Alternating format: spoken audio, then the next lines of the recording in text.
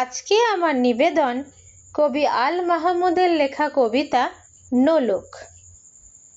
আমার মায়ের সোনার নোলক হারিয়ে গেল শেষে, হেথায় খুঁজি হোথায় খুঁজি সারা বাংলাদেশে। নদীর কাছে গিয়েছিলাম, আছে তোমার কাছে? হাত দিও না, আমার শরীর ভরা বোয়াল মাছে।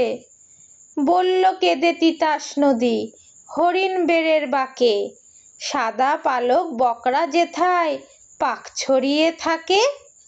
জল ছাড়িয়ে দল হারিয়ে গেলাম বনের দিক, সবুজ বনের হরিৎটিয়ে করে রে ঝিকমিক। বনের কাছে এই মিনতি, ফিরিয়ে দেবে ভাই, আমার মায়ের গয়না নিয়ে ঘরকে যেতে চাই। কোথায় পাবো তোমার মায়ের হারিয়ে যাওয়া ধন? আমরা তো সব পাখপাখালি বনের সাধারণ। সবুজ চুলে ফুল পিন্দেছি, নোলক পরি না তো। ফুলের গন্ধ চাও যদি নাও, হাত পাতো হাত পাতো।